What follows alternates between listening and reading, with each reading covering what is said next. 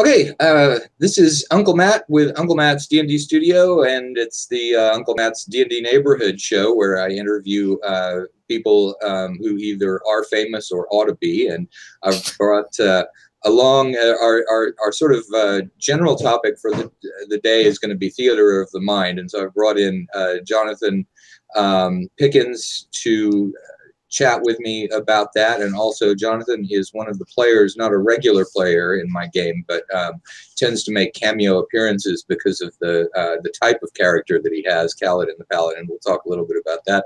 Say hello to everybody, Jonathan. Hello, everyone. So let's start out. You've got a weekly group, and it's mostly theater of the mind. Tell me about the sort of mix of theater of the mind as opposed to miniatures or terrain or props or whatever else you use. Sure. I like running old school games. So we play Swords and Wizardry at our table. And one of the things that I didn't quite realize, because actually, just to interject, Swords and Wizardry, as a lot of people know, but maybe not everybody, is a version of original Dungeons and Dragons. It's a clone of those rules, and given that rule set, there are a lot of decisions to make. So, Swords and Wizardry is sort of one of the possible clones for it, but we're basically talking original D&D here. Okay, so. Yeah, Swords and Wizardry, published by Frog Out Games, written by this cool guy named Matt Finch. Yeah, so I started running it about 10 months ago, and I liked the simplicity. I had tried to put together games in the past using, I had tried Pathfinder.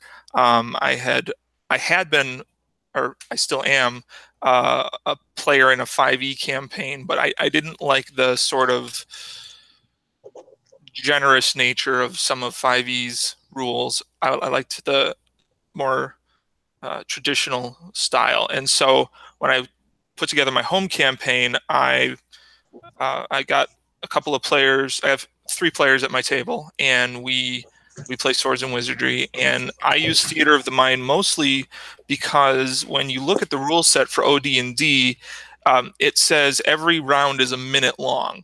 And so that sort of more, I don't know, it's less specific what your character is doing compared to a modern game where a round is 6 seconds long. And so the idea is that there's a lot of, back and forth and kind of, striking and parrying and all these other things going on in a single round. And I really liked that sort of aspect. It gave a lot more freedom to not only explore what happens in combat, but to just sort of have some fun with it too. People can, you can make up some crazy moves that happen in a minute, and it's you have to be so much more specific in something like a 5th edition rule set because you only have 6 seconds. So that was one of the big draws for me for the Swords and Wizardry specifically. When you were running the more specific games, like you're talking about, Pathfinder or 5th edition, do you think that those, did you move away from those because you normally DM with theater of the mind and the longer round gave more scope to that? Or did you sort of switch toward a theater of the mind because that was more appropriate for D&D, for OD&D? Yeah, I think I switched from the more complicated rule sets to Swords and Wizardry or OD&D because I didn't want to have to micromanage every move everybody makes, and the idea that every action has to be spelled out in what is really supposed to be sort of a very hectic, esoteric kind of situation where your characters. I mean, I don't know very many players who are experts at combat, so we kind of get to, you know, fuzz the details a little bit and just sort of assume our characters are much better at, you know, swinging a sword and whatnot than we are.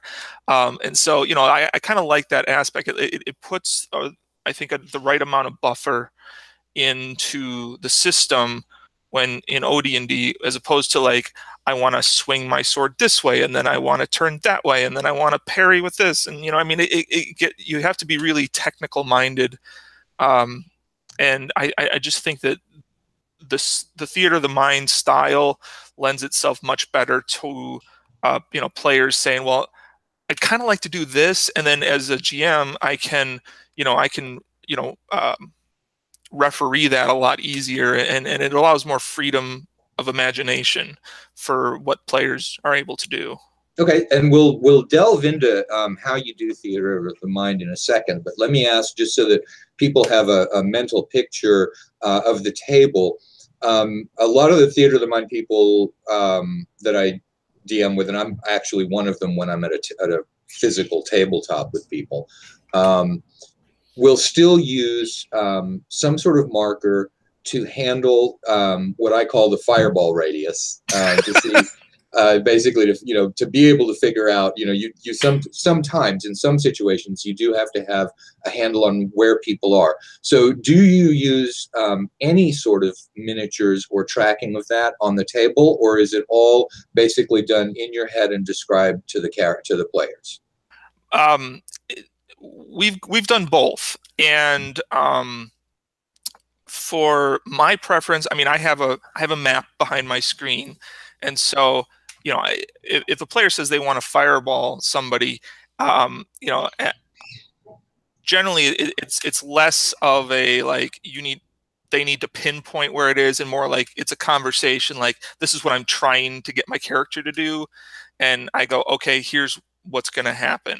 And so we've done combats where there were a lot of pieces to keep track of, and that's kind of where the miniatures started their inroads into my campaign, is that my players were having a harder time keeping track of where, you know, 10 different goblins were, or whatever the case may be.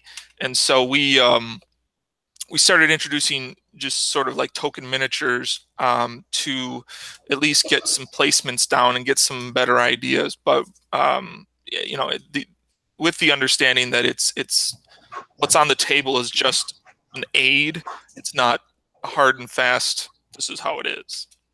Right. And so once again, similar to what I was saying, they're much more in the nature of markers. Yes. Than yes. anything else. Yep. So now let's go on to the question of when you're doing theater of the mind, either with or without the markers, how is that done? I mean, let's just go back to the basic question for people who aren't necessarily familiar with the term theater of the mind. How is that done? What do things look like when you're doing that? So generally during my prep, I will come up with the basics of the scenario where I think my players are going to go, and I will sit down and kind of come up with some basics on which I then can build if my players choose to go that direction.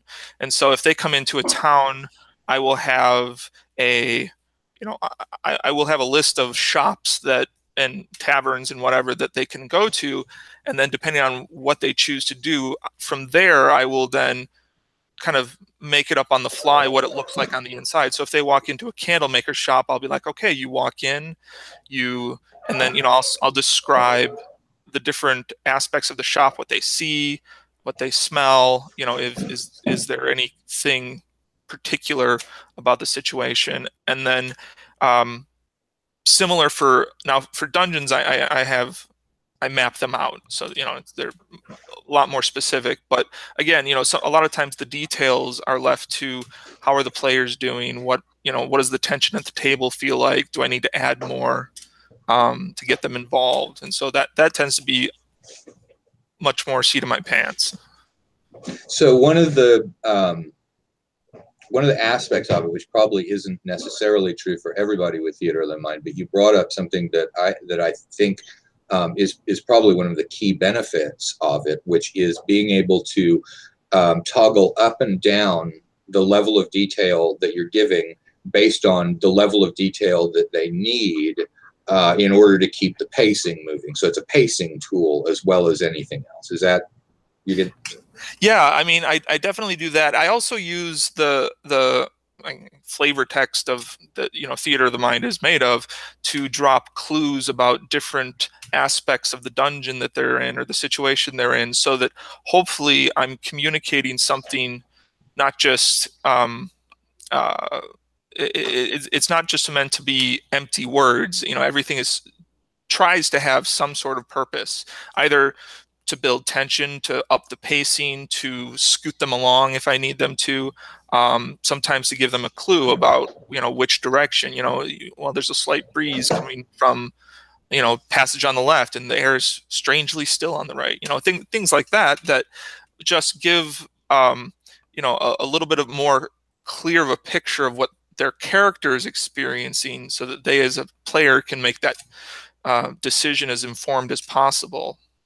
So when you're talking about clues, you're talking about the relatively little clues, like the example of the air blowing. So it's giving them some ideas about the physical setup of the environment that they're in. Out of curiosity, since you raised the word clues, and I was waiting for something different while you were talking, the larger clues, like there are orcs somewhere, or there is going to be a magic item of some kind. The sort of the clues that need a little bit more detail.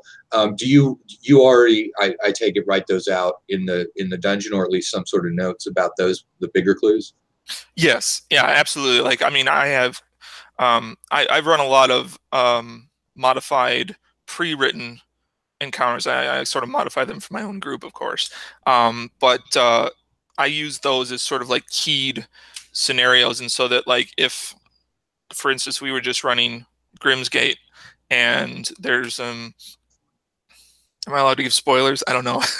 Yeah, no, go ahead. Okay, at the end of Grimsgate, as you're walking through as you're fighting your way through this ancient temple, they come across an ash monster, and so I mean, they knew that there was some big bad at the end of the adventure, and so as they were, rather than leaving, like, I kept telling them that there's a slight sulfur smell to the air, to give that sort of like otherworld demonic uh, clue that they could then follow. And I mean, it was unfortunate that they decided to split the party near the end of the fight, but oh no, it's like a rule. I know. I, I was like, are you sure you want just two of you to go down? Oh boy, yeah, that didn't end well, but Let me ask you a quick side question about Grimsgate. And again, to people who are watching, that's a module that I wrote. It's one of the introductory modules for Swords and Wizardry. And looking at it afterwards, I had a reviewer, one whose views I respect quite a bit, pointed out that it's that compared to my other stuff, it's relatively linear. Did you do anything to fix the module about that, or did you just go ahead and run it because it was a fairly short session? To what degree did you look at the module and then make adjustments to it? So, as you say, it's designed as an intro module. It's entirely possible my group spent 2 months on it. Mm-hmm. And that's in a weekly game. Yes. Okay. Yes. They do take their time. The way that I broke up some of the linearity is that, first of all, as they approached the temple, I made it immediately clear that there were 3 entrances into the place, and so they had choices, sort of a forking choice right off the bat, like, okay, here, here, here, and then I gave them pieces of sort of the background story depending on which entrance they took, and so they would go in, they would go as far as they can, somebody would die or get low on hit points, and then they would back out and go back to town. And so that sort of I allowed them the freedom to retreat, which kept it from being a totally linear story. Yeah.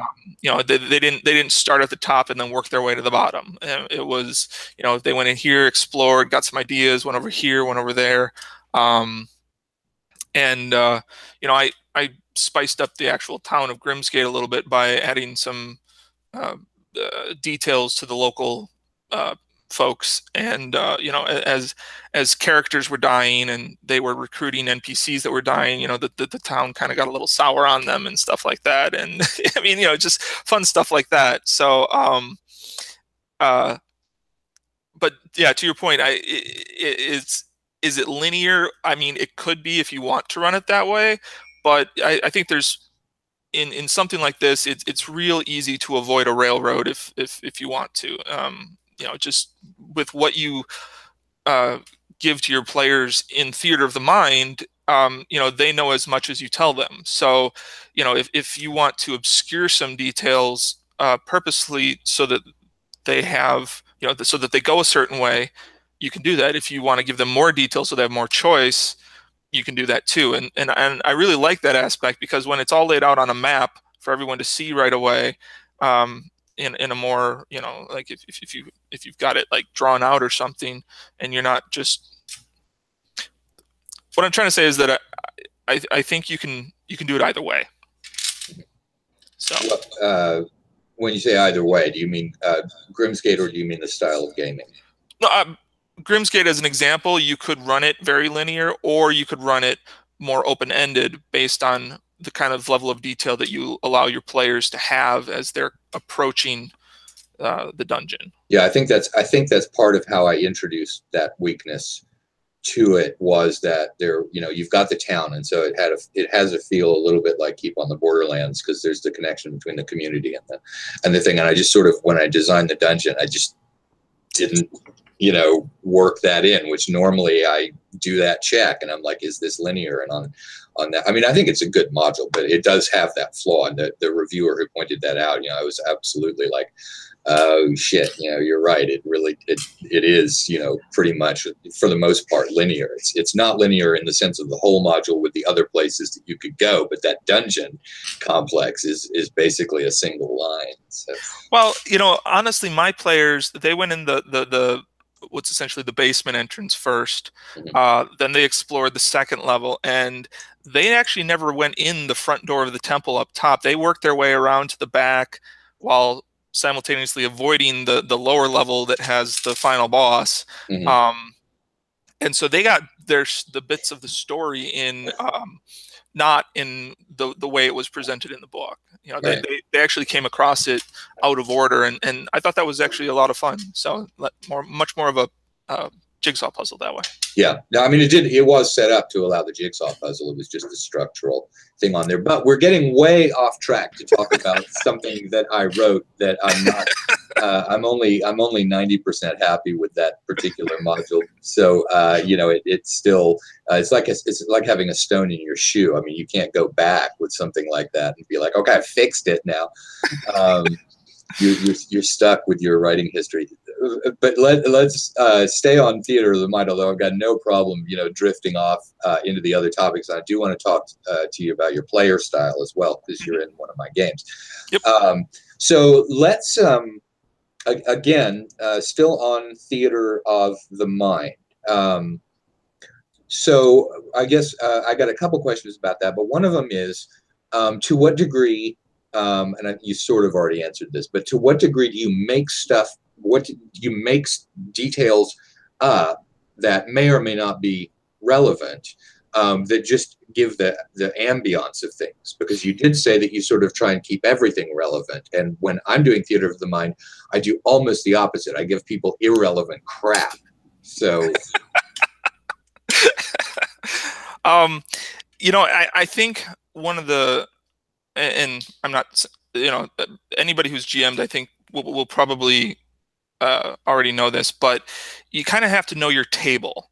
And if your table has a hard time figuring out puzzles in general, and they're much more just like, I want to hit stuff. The puzzle aspect can be, I think, really frustrating if you give them too many rabbit trails. I usually, for my table, try to have sort of like all roads lead to Rome kind of a thing, so that no matter what they do, it's not that they're. I mean, they could totally ignore what I hope they would do, and I'd be okay with that. But at the same time, my style definitely encourages there's a point to everything. And if I don't think they're quite getting the point, I will make something up and throw it in to hopefully scoot them in that direction. And if they don't go that way, they don't go that way. And that's a thing too. But well, I think there's a difference between railroading when you're going to force all roads leading to Rome, as opposed to if they really want to stay on track, but they are getting off track, nudging them back toward the goal that they're trying to achieve is a lot less railroading. That's sort of saving their plan from a mistake, as opposed to forcing them to do your plan. So, I would agree with that. There is that distinction, and I think it's an important one too, because you want your players to feel as much agency as possible. But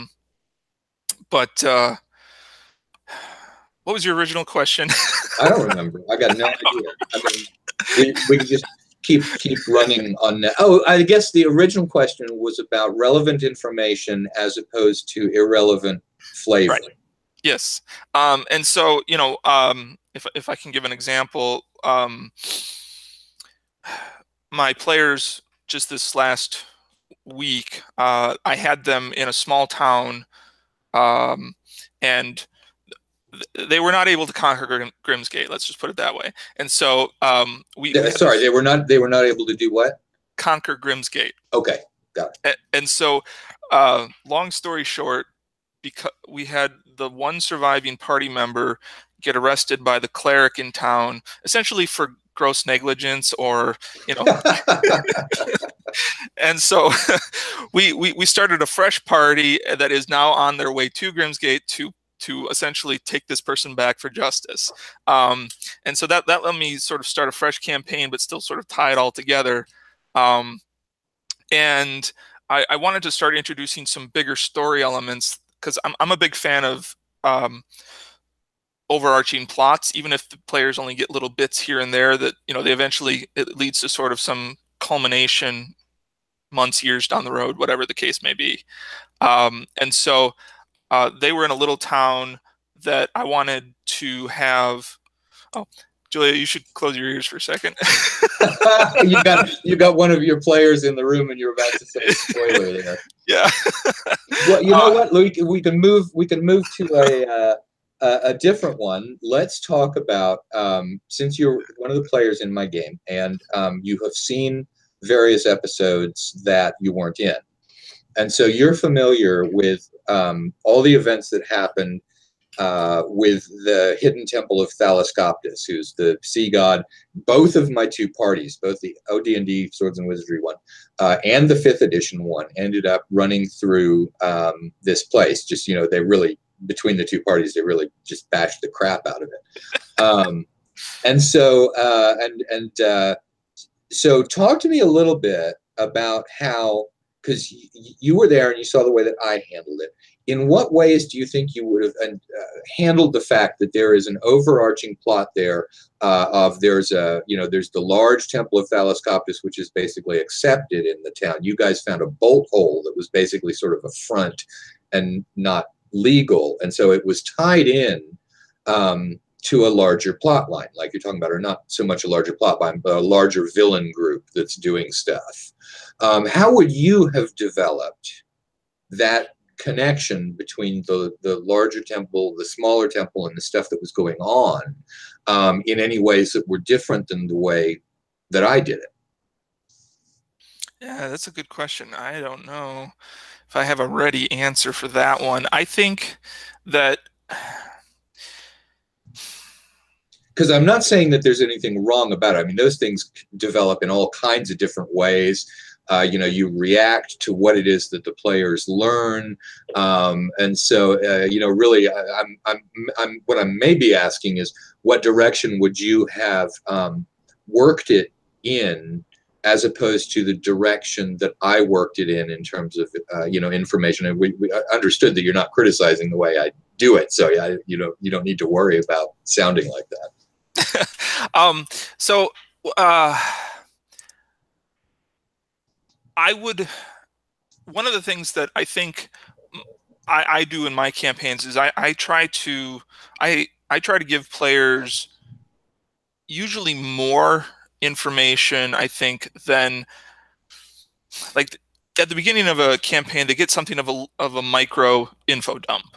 Like, here's sort of the accumulated knowledge that your character has, because, you know, I always sort of figure these characters have backstories. They're not a blank slate that is you know, just showing up generally not showing up in town for the first time. You know, they will have either grown up there or have, and so what I think I would have given my players more base knowledge from the beginning, which I know can be really hard, especially if you're creating a campaign on the go.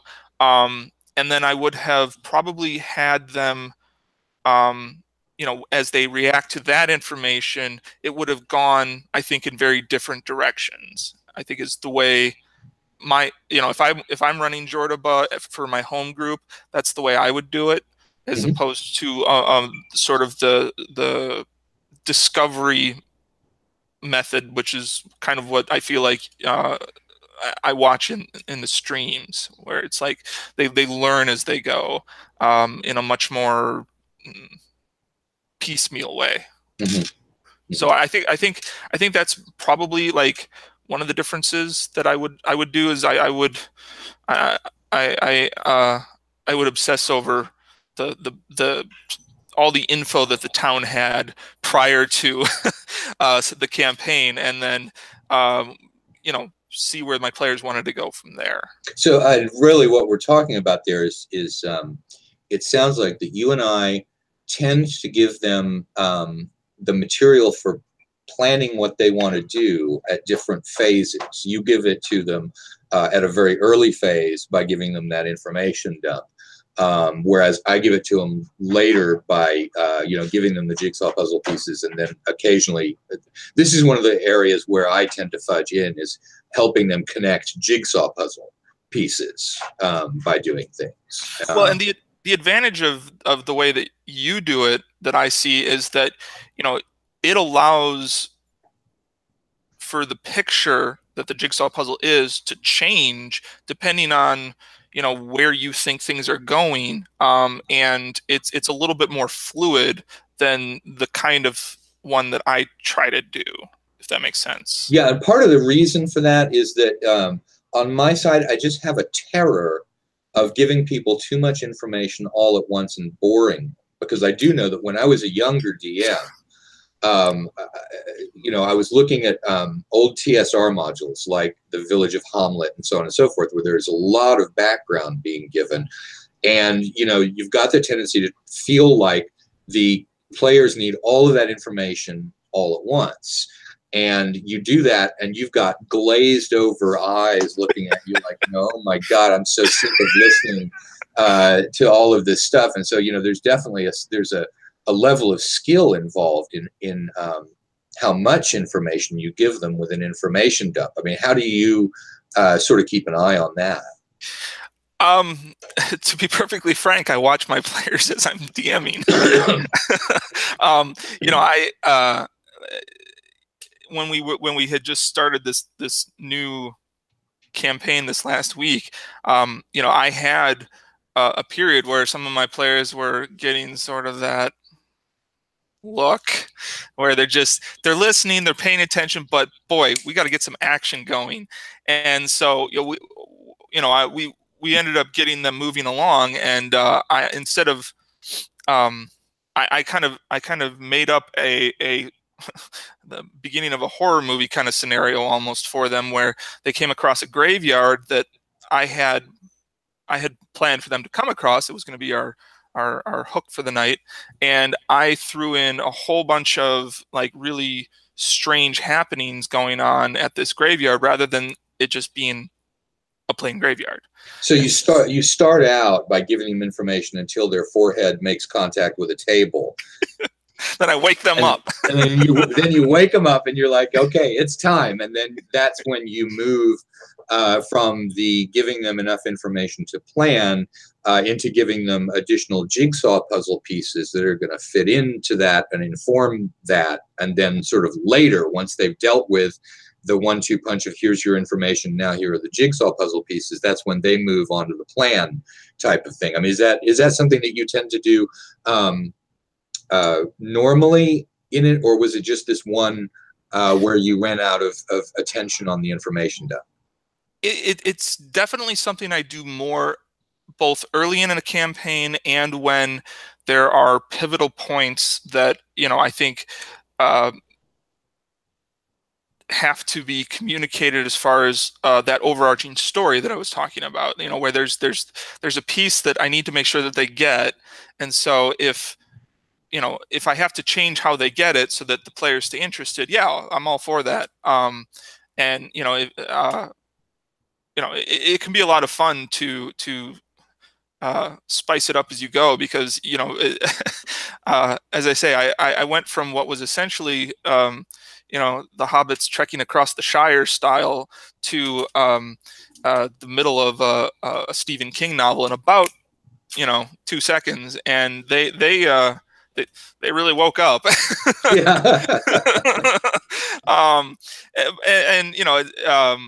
But I did it in a way that both fit, and I had dropped hints that this was something that could happen early in the session. And so I had come up with that when they entered town, they were looking for a place to grab a bite to eat, and I had a crazy old codger sitting out in a rocking chair, and I just made that up on the spot. And then I had him get up and walk away, and a big swirl of dust goes by and he disappears. And so, that little hint is like, whoa, there's something weird going on here, right?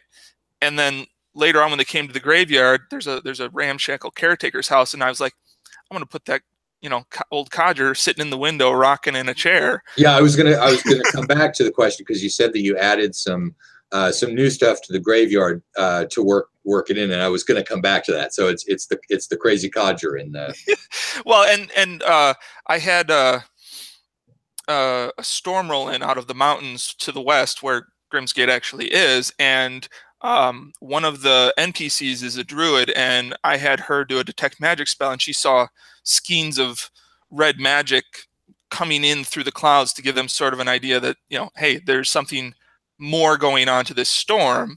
And so when it started raining and they got to the graveyard, the first time a character stepped into the graveyard, I told them it's not raining inside the graveyard.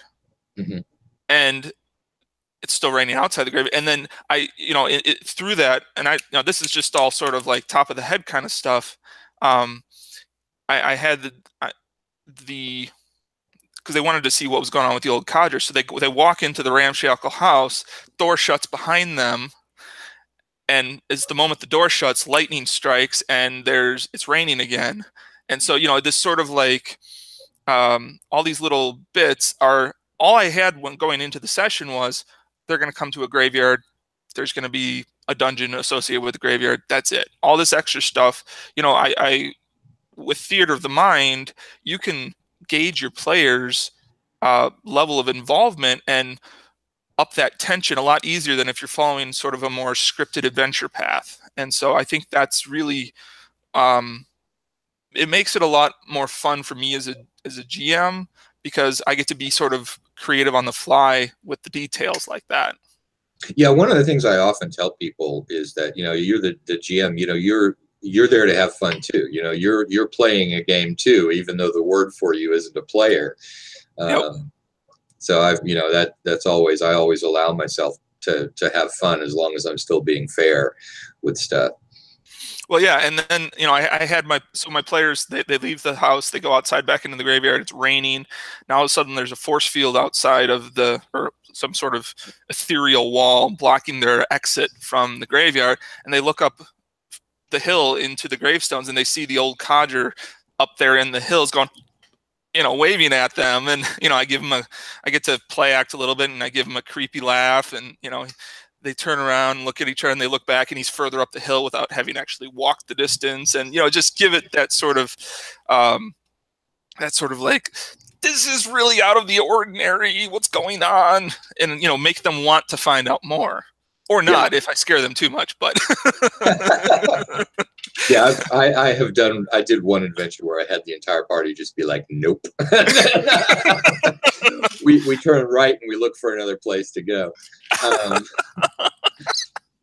Yeah. So, but I love doing that kind of stuff. So that's what I get out of being the GM, is I get to just sort of like, they're riding the roller coaster, as it were, and that's a lot of fun too. But I get to design the track, and that can be a thrill. Yeah.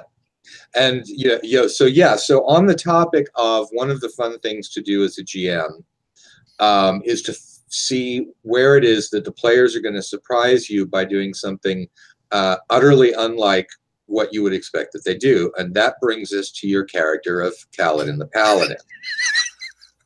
Okay. Kaladin is this is a reverse of the thing that happens in conventions. I'm going to tell you about your character. Kaladin is sort of a Mr. Magoo type. When he's got a straightforward goal, like adventuring in a dungeon, you would not know that there was anything unusual about the way that he sees the world. But when he is put into social situations in a city, things begin to go very wrong, because he doesn't have the same perception of things that other people have. And so give everybody who's watching a little bit of description of what Kaladin's view of things was when the rest of the party was out there trying to intercept a slave trading deal, and where did Kaladin go from there? So Kaladin, for one thing, didn't really understand that there was a slave transaction occurring. And so when I met up with the party, they started asking me some questions about, is it okay for you to be doing what you're doing here, kind of a thing. Because what you were doing was preaching to an opium den that you didn't realize was really an opium den. I mean, I like to think that Kaladin had an idea that he understands that this is a place where a vice occurs, but as to the specifics, he's not really. It's not on his radar. He just thinks that this is where the people are that need my preaching the most, is what, essentially. And so he thinks that he's doing a good thing by bringing as many people to the opium den as possible, because that's where he's giving his message. And so he doesn't quite realize that he's actually encouraging lots and lots of opium use. And so, because he doesn't quite put it together, he always thinks that it's the best outcome is what's actually happening. And of course, that's never the case. Right. Which brings us to the eventual spoiler here: destruction of the opium den. Give me an idea of what Kaladin's thinking was, as opposed to reality. We won't stay on this too long, because it has the potential to bore people. But sure. So, long story short, Kaladin gets the owner of the opium den to agree to expand the building into some sort of temple to the goddess Mitra, who is part of the campaign. And Kaladin thinks, great, let's check it out and let's see what we can do here. And so he marches off and kind of sets off a dominoes of events, where he runs into a creature that nobody was expecting to be there, which led the rest of the party into a fight that he promptly ignored.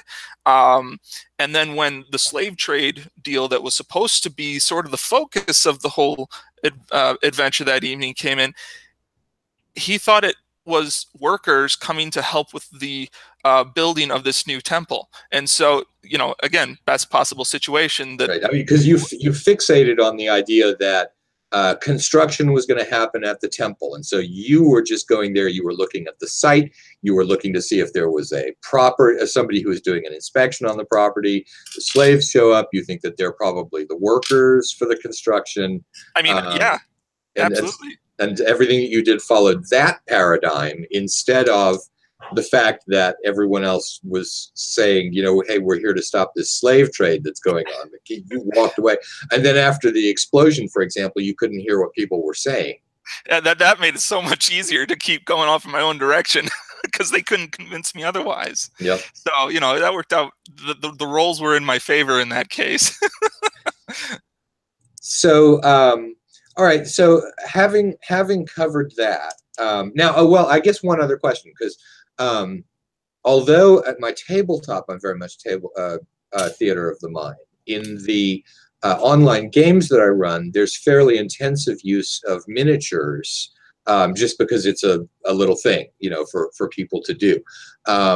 What's your feel on that and the different perspectives on the minis? I think when there's miniatures on the table, like in the Jordan game, you have to, as a player, be much more willing to, or you have to be much more careful to stick to player versus character knowledge. And so even though I can see, the Manticore is attacking a bunch of things over on the other side, I don't want to run around and help my party because I don't know that. I got ringing in my ears. I got, things in front of me. And so you have to limit yourself as a player and try to act within those specific restrictions. I think it's easier in theater of the mind to stick to those restrictions than when you have a more clear picture because of a miniatures scenario. Yeah, because it's very, very visual with the miniatures, and you can see the thing. I mean, I think it's a lot of the DM's job actually to restrict the whole. Now, wait a second. Why are you going around there? Because you don't know what's going on, and they'll be like, "Oh, okay, well, yep, yeah. Fine. I thought I'd give it a try." Yeah, I mean, and it's nice because, I'm in case people haven't quite picked up on it, I'm trying to play Kaladin as something of a Don Quixote, an idiot savant kind of a thing. And, when you have just theater of the mind, I think that makes it easier to play oddball characters as well. I think it, because of, like I said, because of the very visual nature of miniatures, you really got to fight that sometimes, like, wanting to be involved, to run in with your sword drawn, and, as the case may be, when that's not what your character would actually do in that situation. So. Yeah, I mean, my thing with minis, and one of the big distinctions between the two is I also think minis tend to restrict people's visualization of what's going on, and that can actually cause people to miss important clues. So something that you say that doesn't have some physical representation down there on the table, they can actually miss that as being an important thing. And I think too that I think too that the GM, I think visual supplants audible, if that makes sense. And so no matter what I tell a player as a GM, if they've got something visual in front of them, that's their go-to for how things really are. And so I think that's one thing that as a GM that you have to be careful with when doing miniatures is that, like, just as a player in my head, for example, the Grim Quarter around the Opium Den is a lot more dark and dank of a place, and a lot scarier, I'd say. And I have this picture of it being a almost kind of like a dungy version of like Agrabah from the Aladdin film. I mean, and so when you put miniatures on the table, some of that is much harder to communicate in miniature, and I think we're not quite at the point with even with like 3D printers and stuff where we can fully communicate everything that we want about an environment that that a player needs to sort of absorb what they would if they were actually there. Oh no, I totally agree with that. I mean, unless you can actually make your own sculpts, you know, in a 3D print design, you know, if you're limited to just doing what other people have done, it's not such a wide field that you can find something that you visualize. I mean, like it, you know, especially in Jordan, for example, there are not very many sort of Arab North African or you know, Minoan or anything like that. I mean, that stuff is not really available. So a lot of it is cobbled together. Yeah, and I think you've done a great job. It's a lot of fun to watch. I know we've talked in the past about some of your designs on the buildings and the walls and stuff, and I think it's great to add that flavor. And in cases like that, that's much easier to show a player than it is to describe. Oh, that's a good point. That's a good point. If you've got the ability to put something visually, you also get, you know, that power of the visualization, which is, you know, I'm sure that there's nobody who has watched those videos that does not see those spiraling patterns and things when they're envisioning it in their mind somewhere else. So. Yeah, I mean, so, you know, and that's why I think, you know, it's definitely the way it's definitely the way moving forward, the 3D printing of terrain. I think we're just not, as you said, there's not the breadth of stuff out there yet, especially for people who maybe don't have the, you know, the technical skills or the artistic skills or even just the time to be able to, you know, build from scratch what they need for their campaign. But, you know, I think we'll hit a critical mass at some point. Yeah, I agree. Well, I think that the types of things that are out there for people to print, you know, that's probably increasing pretty much at a geometric rate if it follows a lot of other technologies. I think, you know, give it a few years and you'll be able to find a lot of stuff that's probably very, very, very close to what you're looking for.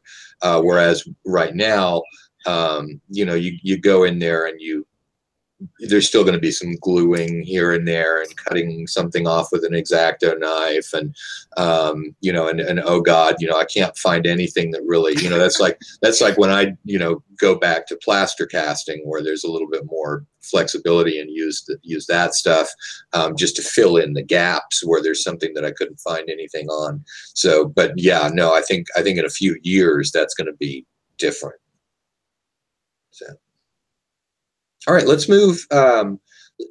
What else, in terms of wrapping up, what do you think there is to say about theater of the mind that we haven't covered that's important to you?